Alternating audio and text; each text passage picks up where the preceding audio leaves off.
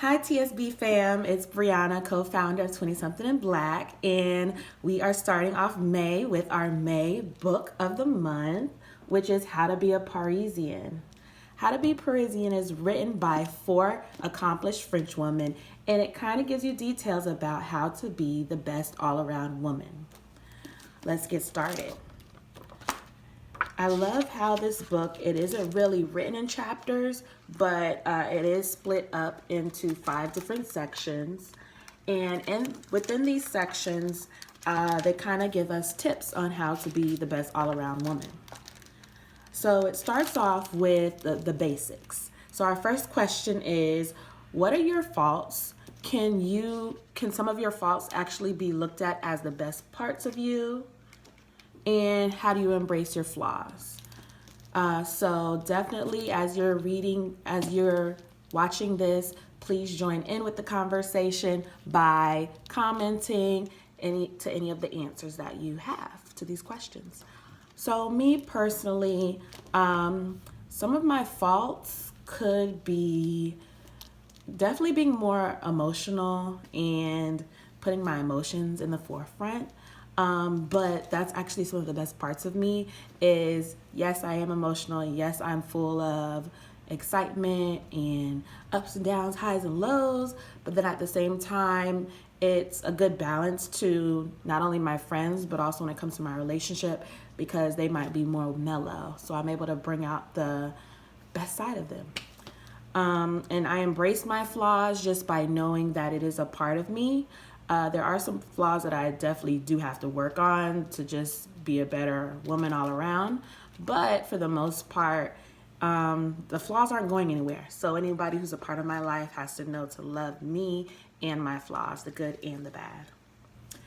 All right, the second part of the story is A Kind of Blue, which is a story. And so I love how it's not really like chapters of a full-length story, but within each part of the chapter, there are many stories, there are many tips and pictures and proverbs that you could kind of follow in order to be the all-around Parisian woman. So when it says, what do you do in your time alone? And do you find time throughout the week to be alone in your own thoughts? So in this mini story, she is alone in the park. And so that kind of made me think about how sometimes I do like to go to the beach on my own and spend time with myself. I also live in a 1-1, so duh, I'm going to get time by myself. But I do love to be in my own thoughts, to reflect, and just to have some personal me time versus being around somebody 24/7. That's something that I definitely do not like. I'm a Gemini, so I like to be around people, but at the same time, I like to be on my own and just be in my own space. Virtues of a signature item. I love this part of the book because it has the staple signature leather jacket, and it goes into talking about what is a staple item that you might have and how that staple item can just make you feel strong when you're wearing it. And so it says that it can be a trench coat, a pair of stilettos, a leather purse, or even a jacket, a cargo jacket. It's just anything that makes you feel strong. So for me personally, I would think my signature item is my leather Louis Vuitton purse. I spent months saving up for it when I first got my job, and it was just me knowing that I'm a grown woman and I can afford it. So that was a splurge that I did make, and it's a staple piece. Anytime I'm out and about, whether it's on vacation or here at home, I love to just tag it on, and it makes me feel strong, it makes me feel successful, and it just makes me feel like a Parisian woman, that I am effortlessly beautiful. And that goes into our next, which is natural. And I love how in this book, it's written by 4 white women, but they do a great job of incorporating Black beauty into the pages as well. So all natural, how do you take care of yourself, and what is your form of self-care?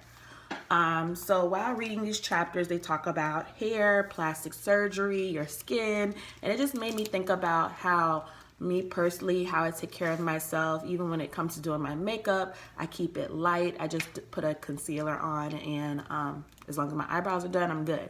But how do you maintain yourself and maintain your all natural self?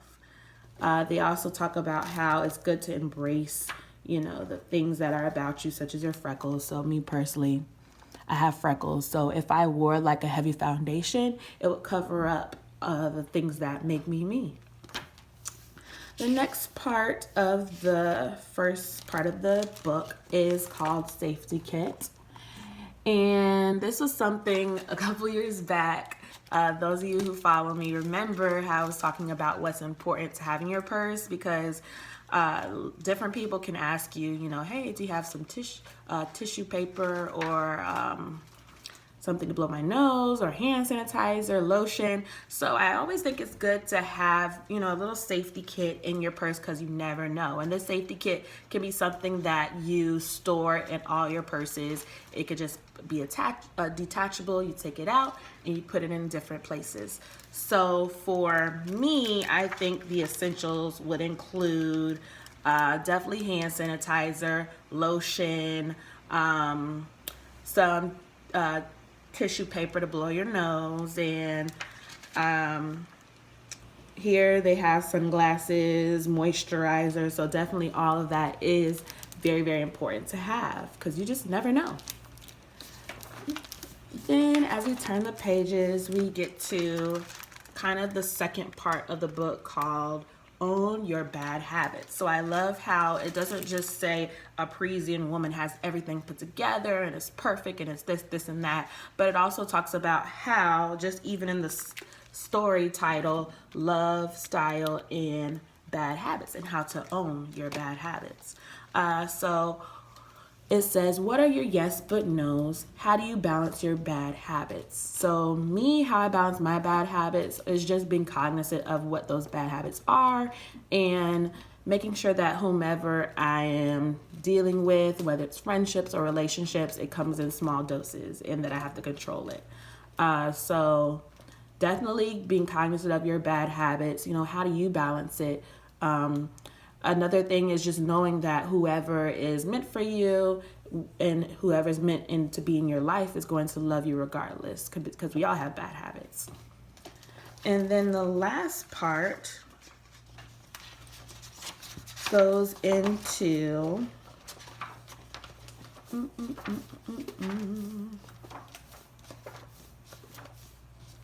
cool or cold. And I love how, once again, they have these pictures. And in it says, never wear your glasses, especially if you're nearsighted. That way you won't have to acknowledge people you know. You'll have an aloof look, the one that seduces men but annoys women because they see right through you. You're invited to parties, be the last to arrive, sip champagne, but never get too drunk. So I love how they have cute little tips in here on how to be a well-rounded woman. And so it says, so one of my reflection questions were, do you appear to be mean to others just from your body language? Because I know sometimes even me, like I'll just be walking and someone says smile, and I know that's so annoying, because it's just like you wouldn't tell a man to smile. But definitely just being cognizant of your body language and how you appear when you're walking. So sometimes I might even just have a little smirk on my face while I'm walking, or just even greeting people who I make eye contact with. Hello, good morning, are some things that I think go a long way when it comes to the people you deal with and the people you surround yourself with.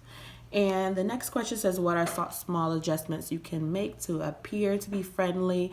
So definitely being cognizant, because you don't want people to think you're mean. So in here, as a Parisian woman, they do a good job of just giving some tips. It says, always look as if you are gazing at a sunset.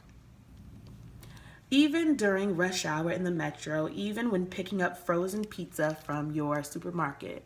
So definitely just thinking about gazing into a sunset, having that just, smirk and just, like you're in thought. about something important. So that's the first part of the book, how to be a Parisian, and that goes along with our May decluttering your mind, body, and soul. So definitely get it so that you can join the conversation. Comment below your favorite parts of the video and what are your favorite parts of the book. All right, bye family.